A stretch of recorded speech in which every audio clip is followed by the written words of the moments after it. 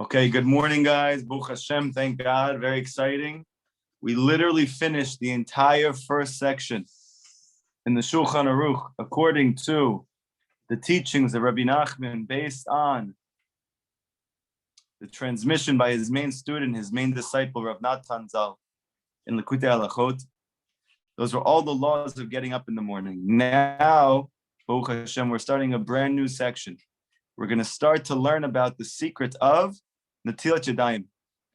This mitzvah, which on paper is seemingly the least understandable of all the mitzvot, that every day you should wake up in the morning and you should wash your hands with a keli, with a vessel, 3 times alternatively. To the extent that the Shulchan Aruch says that Rav Yosef Cairo, the contemporary of the Exile HaKadosh, he says that you should have it right next to you.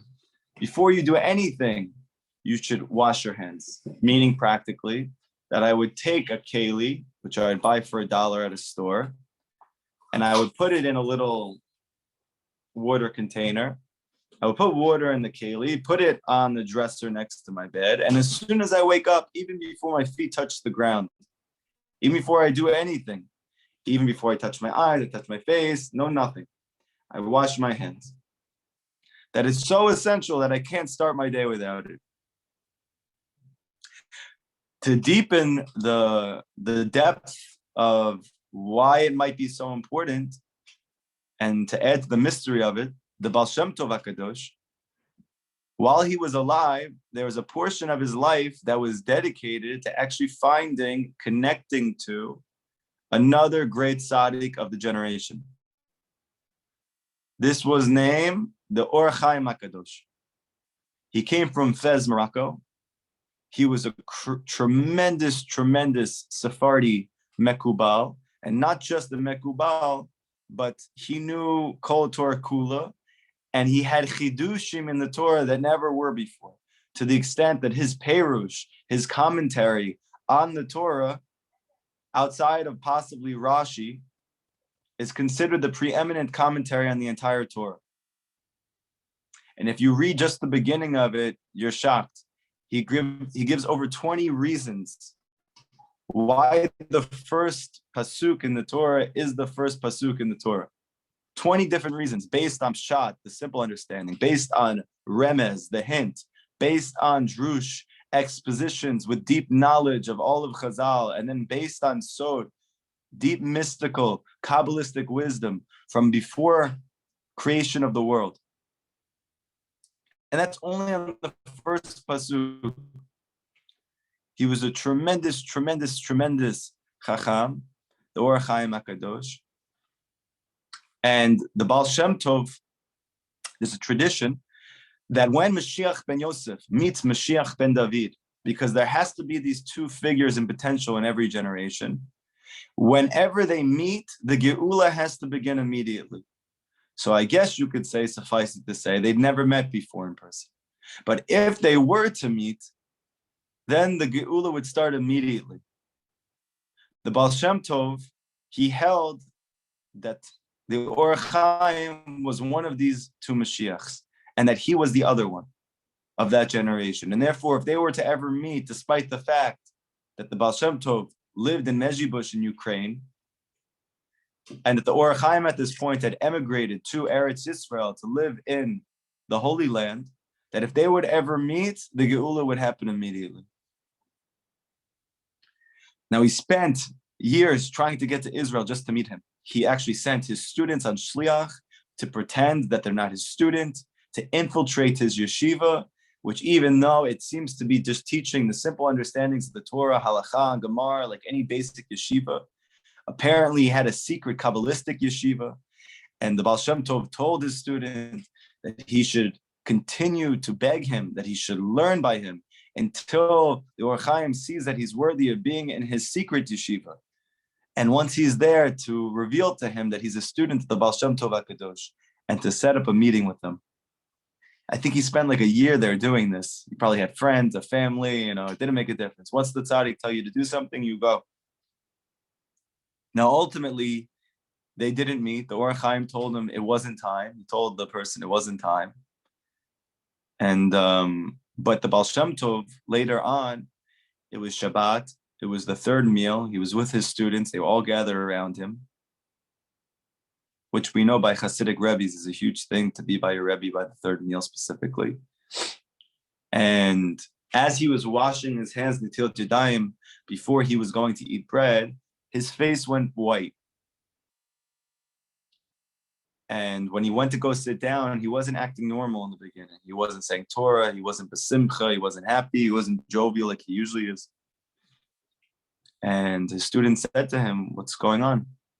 And he told them that the Western lamp has been extinguished.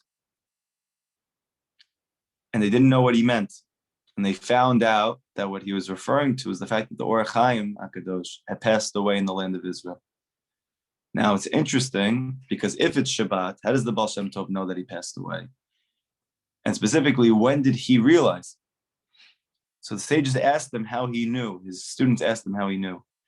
He said that there's one person in every generation who knows the secret of Netilat Yadayim. He knows the secret of the washing of the hands, this great mystical secret that accompanies this mitzvah. And that person who knows the secret, when he washes his hands, he has very deep hasagas. He has very deep perceptions of godliness, which go beyond the physical world, that are able to transcend time and space and to understand very, very deep things.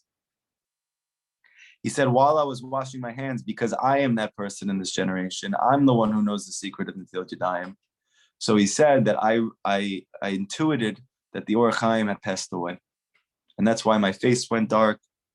That's why I was changed my behavior, because the potential Mashiach died.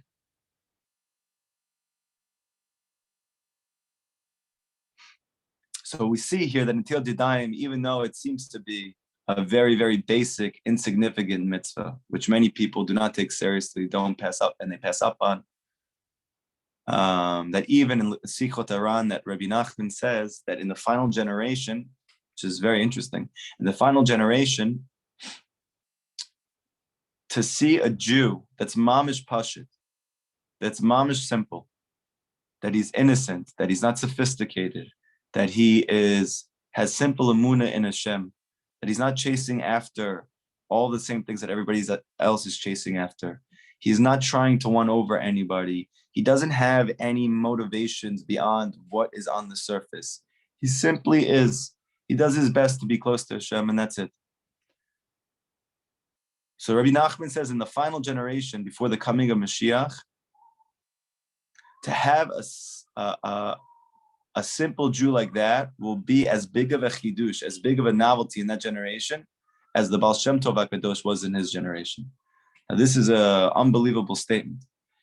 Seemingly, there's going to be something that's going on in our generation that's going to be preventing everybody from just being simple. And we see very clearly that that's the case.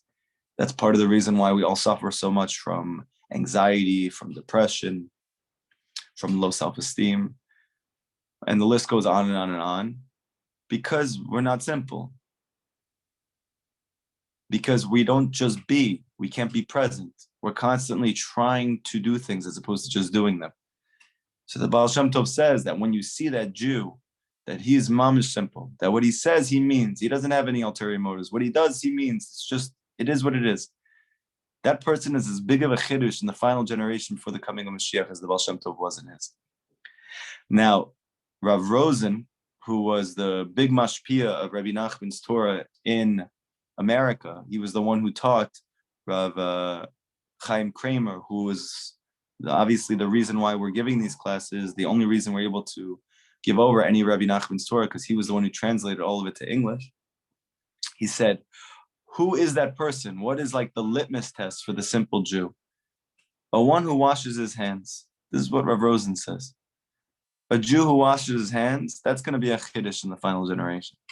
And we see that the same one who does that, that simple Jew, Rabbi Nachman says, is connected to the Baal Shem Tov HaKodesh. And we see he's the one who says the secret of this washing of the hands. So anyway, all of this is simply to say that the washing of the hands is the deeper sugya. It's a deeper matter than it appears to be. And this is, for us, is explicit, just the fact that there's one section of this in the Shulchan Aruch itself. So now we're going to see, according to Rabbi Nachman's Torah and Likutey Moharan, what is the deeper secrets of the washing of the hands. Rav Natan Zal says, it says in Orach Chaim in the Shulchan Aruch, Siman Daled, when a person rises to wash his hands, Ayin b'ma'amar ha'matchil uvayom ha'bikurim. Rav Natan Zal says, look at the Torah and Likutey Moharan, Siman Nun Vav 56. That Torah that says, Ki yesh b'chol echad miYisrael b'chinad malchut. That in every single Jew, there is a quality of malchut, Ein Sham. Look over there. So I'll just tell you a little bit to refresh anybody who has done it, and to give a little bit of a hakdam, an introduction for someone who has never looked at that Torah. This is an amazing Torah that it explains that every single Jewish person has a degree of what's called malchut. Malchut very simply means influence. That the koach of a Jewish person is he has an influence in the world. Every single Jewish soul is given a different level, a degree of sphere of influence. Rabbi Nachman says there are some people that they have very, very, very high level malchut that Hashem gave to them. And through this, they're able to have an influence on the entire world. This is the highest level of malchut. This is the malchut of David Malkum Mashiach. This is the malchut of David, that he will be the Mashiach, that he will have malchut, influence over the whole world. This was given to him as a gift from Hashem. Then you have a less degree of malchut, that a person has malchut over his whole country, right? The people in his own country. Then you have even less of a degree of malchut, that a person has influence over his whole community. You have a lesser degree of influence, that a person has malchut, influence over his entire home. That is, him, his wife, his children. You have a person who's been given a smaller degree of malchut than that. And he only has malchut over himself. He only has the ability to influence himself to be able to transcend and grow from his previous levels. But that's also malchut. Because the whole ikar of malchut of kedusha, that influence is only called an influence which is godly, which is spiritual. This is the malchut that we're speaking about here, that Jews have. That's when you use that influence to propel others to grow closer to Hashem. And that's why the malchut of David is messianic, because he uses it to bring everybody back to Hashem. That is Geula. So too, that Rabbi Nachman says, lest you think, well, what about me? I don't have any malchut. I don't have any influence. My own wife doesn't listen to me.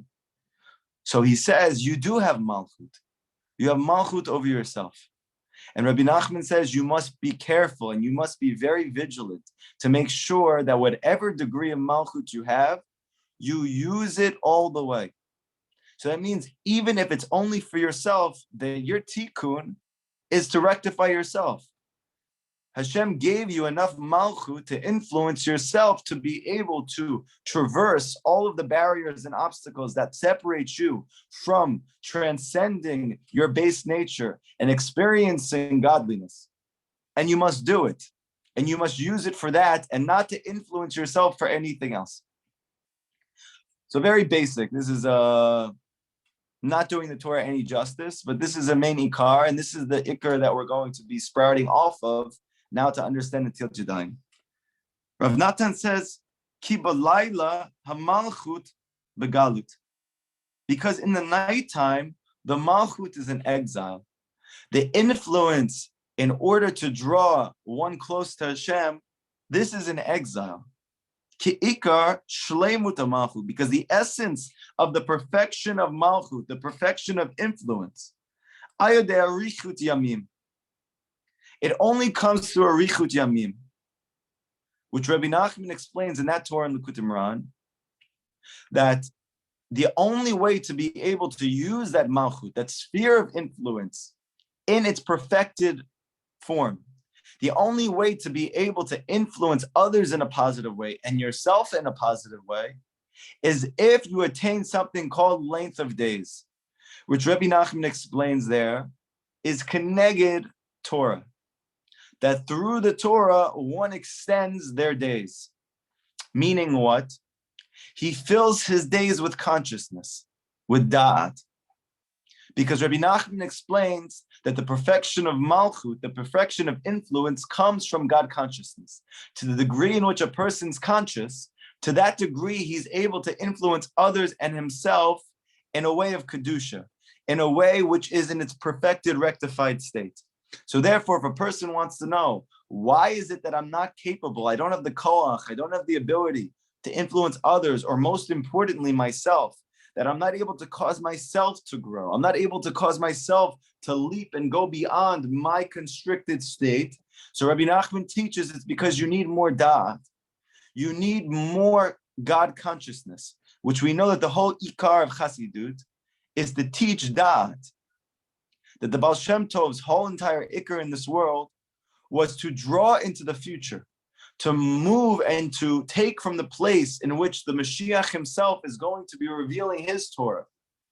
That this da'at that Yeshaya Hanavi says, like water is going to cover the sea, this daya is going to fill the whole world, this God consciousness is going to fill the whole world. Obviously, this is not the da'at of Stam Torah. This is not the da'at of Stam Gemara. This is not the da'at of Poskim, of Halacha. This is the da'at of Kabbalah. This is the da'at of something which transcends this physical world, something which is mystical, something which is transcendent. And the Baal Shem Tov's whole ikar was to draw that knowledge into a practical, experiential form. That's called da'at.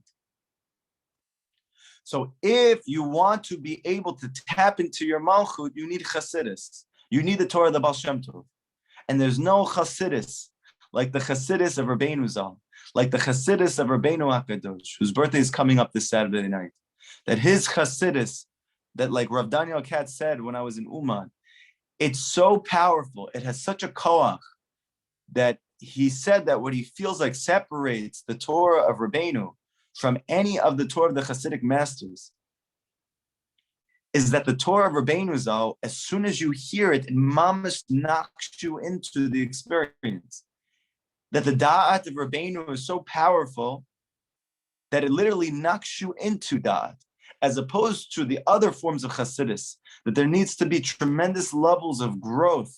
There needs to be tremendous levels of personal elevation in terms of Kedusha, in terms of Tahara, in terms of holiness, in terms of purity, in order to be able to taste it.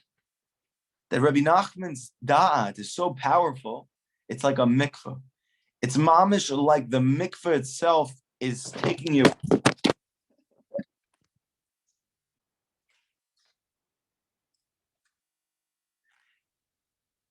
It's so powerful, it throws your phone on the floor. That the da'at is so powerful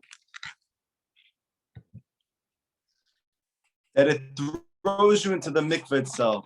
What Nachman says, the mikveh, the secret of the mikveh is that it's the waters of da'at. These waters that will only be revealed completely in the future.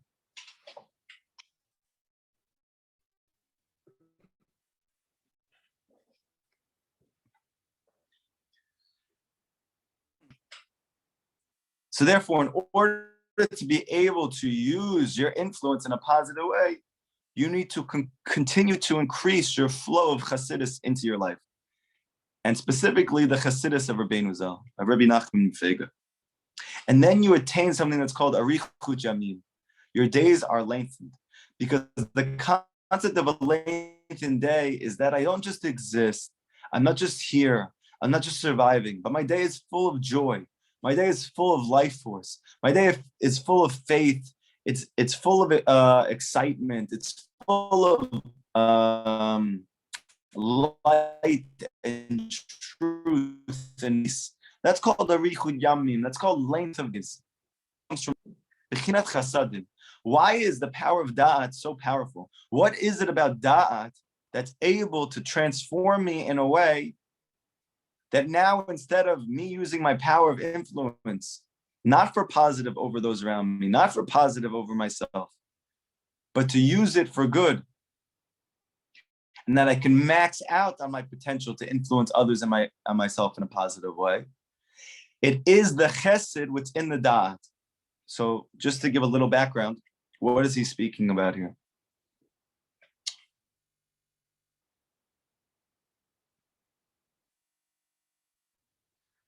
The ikar of revealed Torah is din.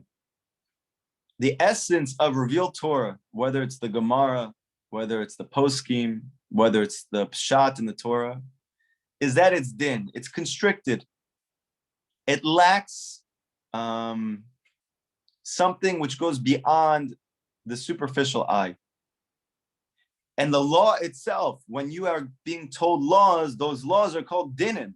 They're called laws, which signify that the whole essence and the ikar of halacha, of law, of pshat, of the simple understanding of Torah, is that it constricts. Now, this on its own is not a negative thing, because the only way to reveal godliness is to constrict it so that I am a vessel for experiencing it. And that's why the mitzvot themselves are necessary.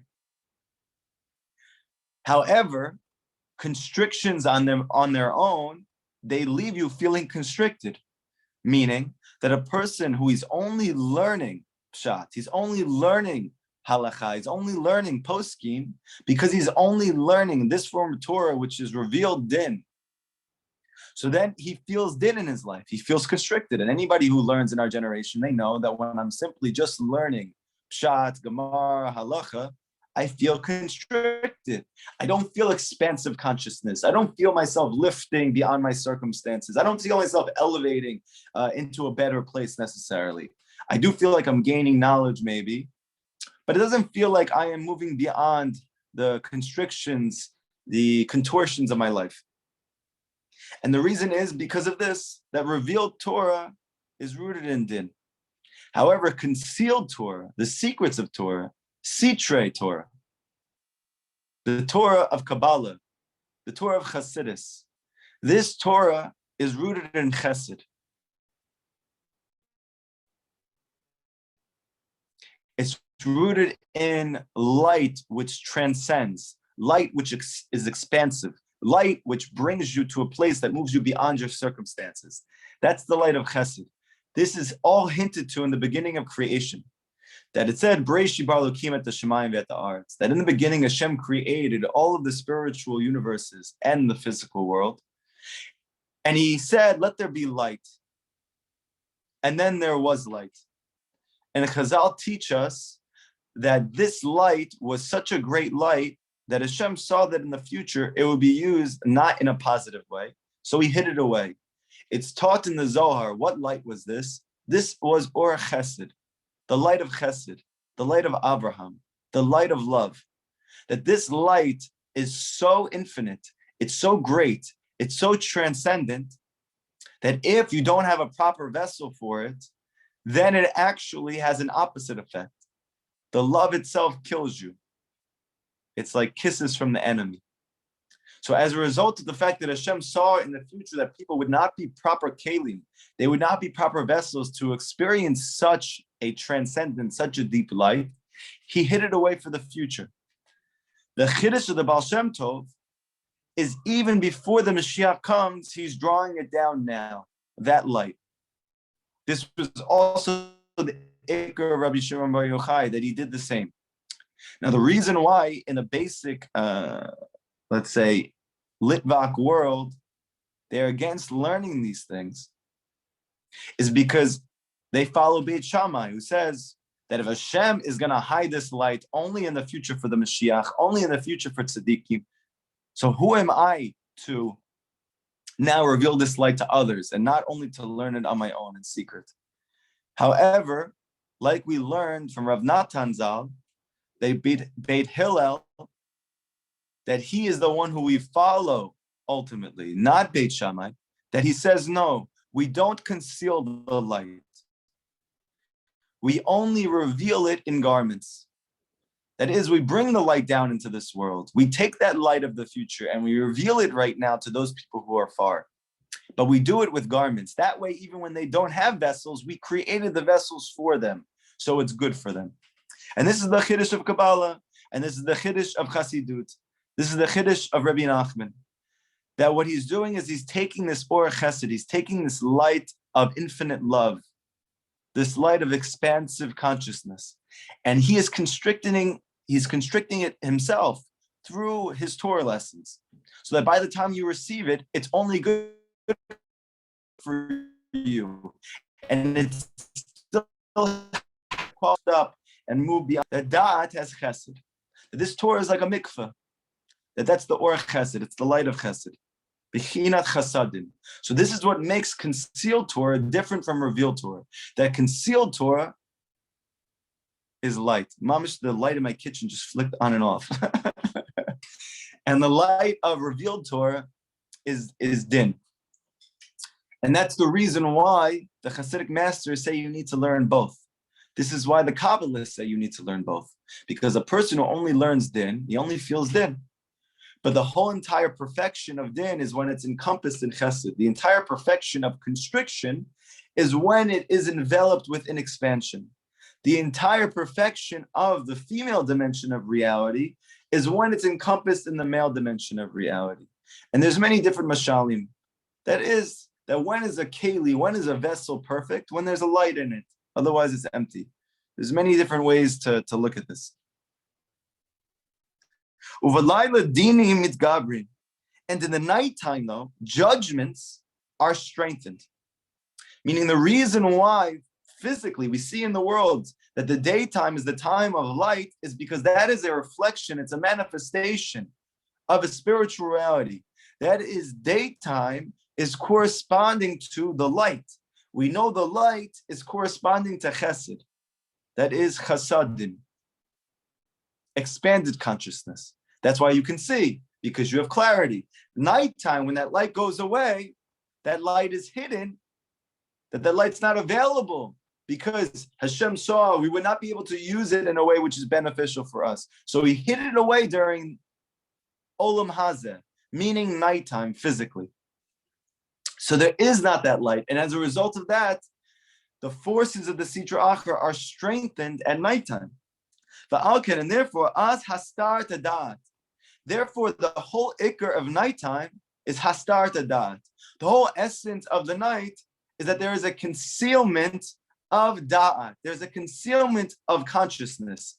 There is a sleepiness which comes over the world. There is a constriction of the revelation of love. That the wisdom which expands, which moves you beyond your boundaries, which moves you beyond your suffering, it's hidden from you. Simply, Hashem is hiding. And therefore the malchut, the ability to influence in a positive way, it shrinks. This is all symbolized by the story of the sun and the moon on the fourth day of creation. That we know that according to Kabbalah, the story of creation is so, so deep. And this gives credence and substance to the Gemara, which explains that you're not allowed to learn Maaseh Bereshit in certain circumstances. Why can't you learn about it? It's just talking about how the first day was created like this, the second day was created like this. However, it's clear from the Kabbalists and the Hasidic masters, based on the Zohar and other Kabbalistic literature, that the things that take place on the 7 days of creation are very, very deep. One of the paradigms that's taking place on the 7 days of creation, and it's happening on every day, is there's a shrinking of the malchut. There's a hastart of da'at. There's a concealment of God consciousness that takes place on every day. On the fourth day, says the Zohar, this is revealed through the paradigm of the sun and the moon. That is, the sun and the moon are created at equal light. That means that daytime and nighttime have equal revelations of godliness. Comes the moon, the nighttime, the malchut, to say there can't be two kings with a crown. We can't both be revealing in the same way, because then there's no one to crown, because who's better? Me or him? We're not going to get into the depths of what this means. Suffice it to say that this is a conversation that's going on, so to speak, between Malchut and Da'at, between the sun and the moon, between the Tzaddik Elyon, the upper Tzaddik, and the Tzaddik Tachton, and the lower Tzaddik, between the Tzaddik Yesod Olam and the Baal Tshuva. Whose light is greater? That the light of the moon was shrunk in this world. The light of Malchut was shrunk in this world. And therefore, the light of the moon not only shrank, it lost all of the light of its own. And now its own light only is a reflection of the light of the sun. It's only a reflection of the light of Da'at, because the light of Da'at is hidden now at nighttime. And all of this is imagery. It is hinting to the paradigm of the Malchut shrinking, the power of influence to be able to use it for others and for yourself in order to uplift and bring closer to godliness has shrunk in this world. It's vulnerable. And as a result of the shrinking of the moon, it descends down into the lower realms of existence, meaning that the Malchut, David, is now thrown down into the darkness. Now, in the literature of the Hasidic masters and in Sifrei Kabbalah, they explain that even this was on purpose, that even this was part of Hashem's design, that the perfection and the revelation of his unity is only possible when that which appears to be dark and removed from Hashem is revealed in the end to be Hashem's oneness himself. That's only possible, kiviyachol, so to speak, when you throw the malchut, when you throw a level of godliness down to the darkest place, and in that place, it reveals godliness there as well. And this is the secret of where did Hashem find David? He found him in stone, which we know was a horrifying place, socially, culturally, in behavior, in thought, in action, in deed, in emotion. The teachings of Chazal are profuse with the horrors that took place in stone, and the soul of David was conceived there, meaning that the Malchut descends down into the lowest levels.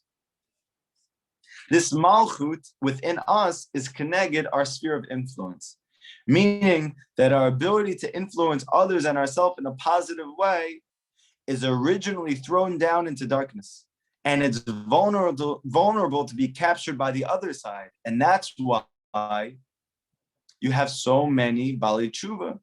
And even those people who are religious are all mostly Bali Tshuva.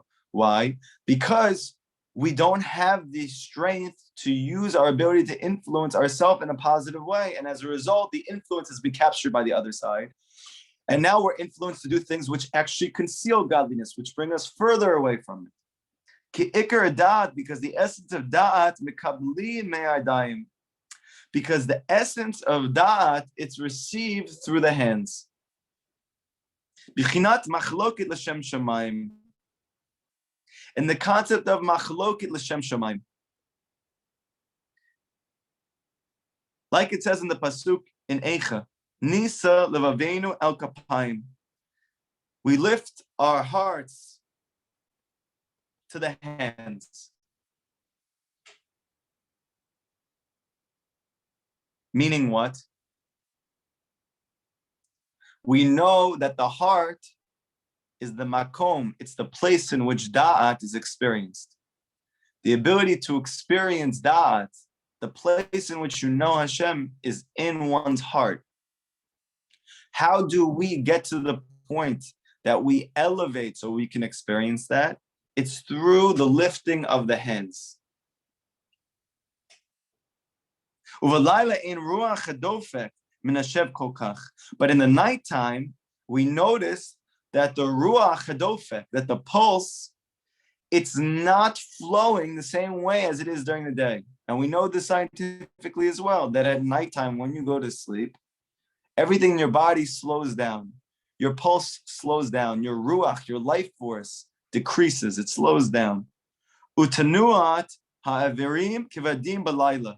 And the movement of the limbs becomes heavy at night, because when you're sleeping, you don't move your body. And because of this, it strengthens on a person the ruach of depression, of sadness. Meaning that the whole concept of nighttime is you become heavy. The heaviness is coming from the hastar of da'at, because Hashem is concealed from you. And we know that Rabbi Nachman teaches that godliness or chokhmah, da'at, God consciousness is the root of life force. So when that's hidden from you, your life force decreases. This is keneged nighttime. And that's why you get sluggish at night. You get tired at night. Your body loses its sense of ruach, and you need to go to sleep and lay down. And everything in your body slows down.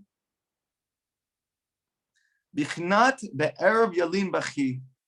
Like it says in Tehillim, and we say every morning, at nighttime I lay down in tears, with tears. Why is David lying down with tears? Because the whole concept of nighttime is it makes you vulnerable to depression. It makes you vulnerable to sadness. It makes you vulnerable to hopelessness, meaning that when Hashem is hiding da'at from you, like Rabbi Nachman says, when a person has da'at concealed from him, it's not because of anything except that Hashem is hiding himself from him. Hashem is causing da'at to be hidden from him.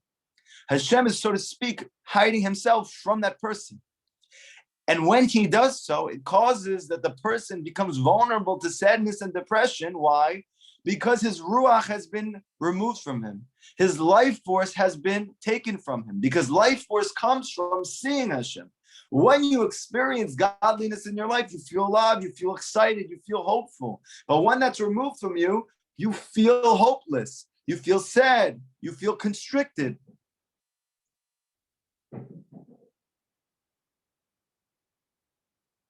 And therefore, David hints to this in a secret in the Pasuk in Tehillim that he says, at nighttime I go to sleep crying. Why? Because nighttime is the time when crying happens.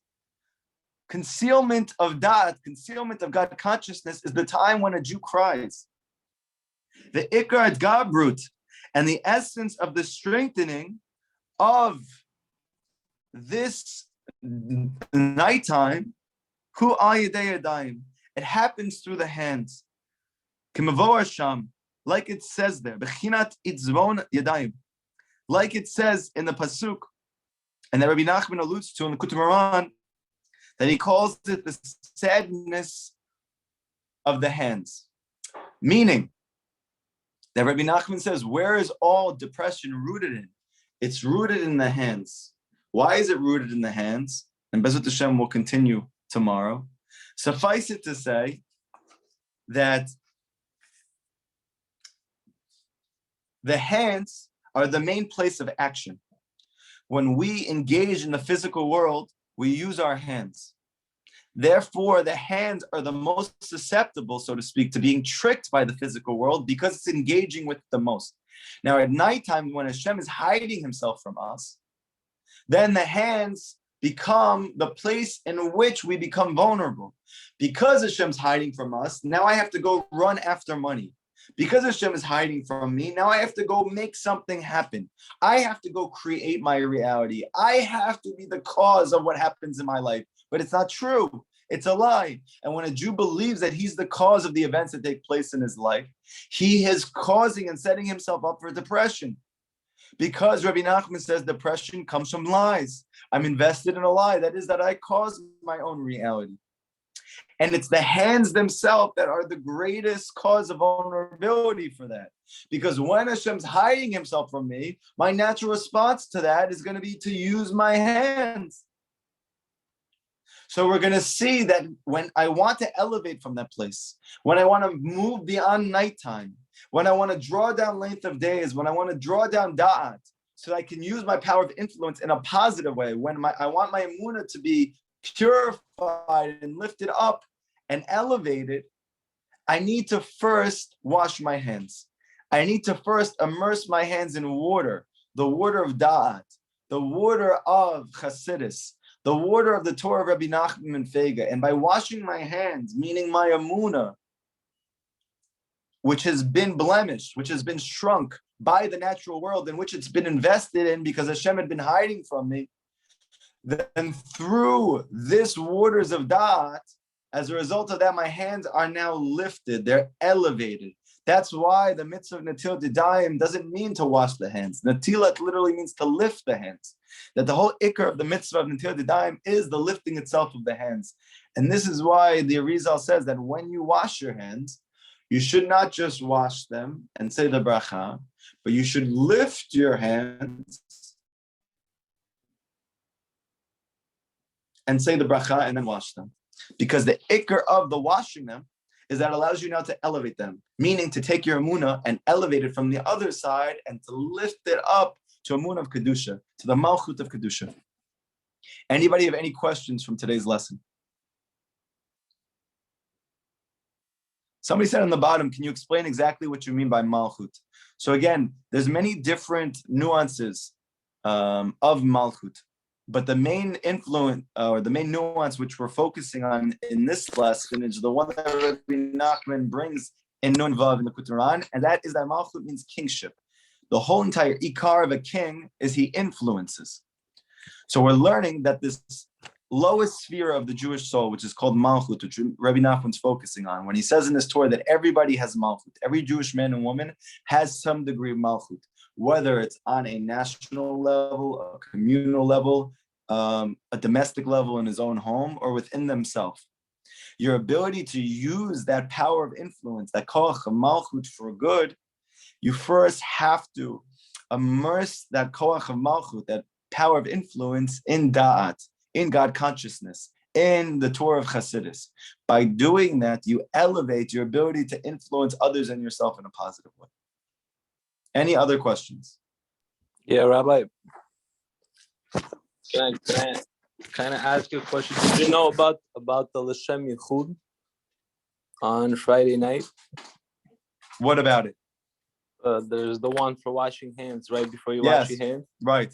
Yes. And it goes very. Can I read it for you if you want? I have it open. Sure. Go ahead. It says, "V'hi ratzon melifanecha Hashem Elokeinu Elokei Avotenu שבזכות מצווה הברכה אשר נברך על נטילת ידיים קודם סעודה, יהיה אתה עד רצון לפניך וימשך מן אור אין סוף שפע מוחין ואורות גדולים ל12 פרצופים הרמוזים ב10 ספירות הכלולות שהן רמוזות ב10 אצבעות הידיים, ומשם נקבל שפע 10 הברכות ככתוב, ויתן לך אלוהים מטל השמיים, it says חוכמה. And it says, Umishane haaretz is bina, verov dagan is da'at, vetirosh is chesed, yavdecha amim is gebura, v'yishtachavu lecha luomim is tiferet, heva gavir netzach leachecha is hod, v'yishtachavu lecha b'nei imecha is yesod, oredecha arur, umevarech baruch is malchut. So, yeah, the whole bracha and the whole Hashem Yichud is hinting to the secret of Natilat Yadayim, that is that the 10 fingers are corresponding to the 10 sfirot. The reason why we have 10 fingers is because they are a manifestation of the 10 sfirot. And when you go from the week into Shabbat, it's a microcosm of going from this world to Olam Haba, meaning that you are moving beyond the suffering and the constrictions of this physical world. You're moving into Shabbat, which is the day which is Keneged Olam Haba. So to do that, you have to first elevate your soul, meaning the 10 faculties of the soul, which are manifested in the 10 fingers of the hands. And when you wash your hands in the Natilat Yadayim, which is the beginning of you moving from the week to Shabbat, this is accomplishing that. So very beautiful. Thank you for that. Any other questions? How are you? Shalom. Great, Baruch Hashem. How are you, Daniel? Baruch Hashem. Good. Question. So, we're supposed to say bracha before washing the hands or after washing the hands? So you wash your hands, then you would lift your hands up, and while your hands are up, you say the bracha. Baruch atah Hashem Elokeinu melech haolam, asher kideshanu b'mitzvotav v'tzivanu al netilat yadayim. And then after you say it, and the water has run down your hands, right? Then you take a towel and you wash it. Or dry it, I should say. And that is for every time. That's every time. That's when you wake up in the morning, you do that. Every time you eat bread, you do that. Every time you use the restroom, you do that. Okay, so that's the way to do it. That's the best way to do it. Got it. Thank you, Daniel. Any other questions? So, Somebody said Rabbi, yeah. oh, sorry. After him, Rab- after him. Are you suggesting we do it at nighttime too? No, we're saying that by Shabbat, because you're moving into Shabbat and you're washing on bread. So someone was bringing up the L'Shem Yichud, the kavanah, the intention that a person has prior to making the bracha on the hands, and he's showing that the yichud, the kavanah, the intention, you see from what's written how deep it is, that there's so much written about it, and it's covering all the 10 sefirot, and it's alluding just to the washing of the hands. So he's trying to corroborate what we're learning now. My question is, if nighttime is when we need the help, do we? So what we're going to learn is you're supposed to sleep during the nighttime, but when you wake up, you need to wash your hands immediately, meaning that your ability to wake up from constricted consciousness is by the washing of the hands. So this is what we're going to say, Bezrat Hashem, as the lesson goes on. Thank you. You're welcome. Rabbi, quick question. So Yes, then. the real meaning, let me see if I got it. The real meaning of it, or that our sages are telling us, it's not just the literal washing of the hand and just saying the bracha. It's like Psalms 24 that says, "Who's gonna come to praise Hashem in the mountain?" You know, the ones that have clean hands, the pure heart. Beautiful. Exactly. You got it. So in other words, it's saying that I have to make business with honesty, correctly, and I have to, clean my hands, not doing anything that is, bad, Right. And then do it with a pure heart, like with a good intention, with a good feeling. That's the connection. Or Right. I got it. Okay. Right, exactly. You got it. Because the hands are corresponding to your power of influence, right? So you need to first make that power of influence, which you can either use for good or the opposite. You need to first purify it in water, because the water represents these secrets of Torah. And when you purify it in that, it causes you to then lift your hands from that place, meaning lift your influence from a negative place and only use it in a positive way. Very good, Daniel.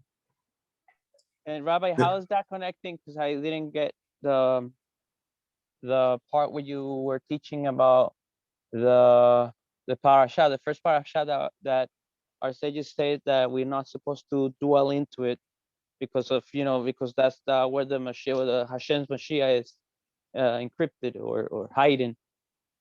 How is because the waters that you wash your hands with, they are, so to speak, drawn from that place of the future of Mashiach. The water is always corresponding to the Torah of the future, the da'at of the future, the revelation of godliness that'll take place in the days of Mashiach, that removes us and elevates us from the constrictions, the darkness in our life. But because there's no way to get there except by borrowing, so to speak, from the future, like Rabbi Nachman says, so then by washing our hands, we are tasting it now so that we're able to get to the point that we experience the full thing. Okay, thank you. You're welcome. There's a question on the bottom here. Somebody asked, I also had a question from yesterday's class, if it's not too distracting. What did you mean that the Lubavitcher Rebbe said that there's no tikkunim left? So from the Lubavitcher Rebbe, I didn't hear this from anybody else, okay? But I was just bringing it because it's an interesting point. I never heard anybody else say it. And l'chura, it's hard to understand. But the Lubavitcher Rebbe says that all of the major tikkunim that have taken place since Adam Rishon in the beginning of time, they're done. Meaning to say that all of the rectifications, the main things which we had to do through the learning of Torah, through praying, through the different mitzvot, those main things have already been accomplished. They're all done. So therefore, why are we still in exile, Lubavitcher Rebbe says? Because the last thing that we have to do before we leave exile is to yearn to leave. After all the tikkunim are done, the last thing to do is to yearn for the coming of Mashiach.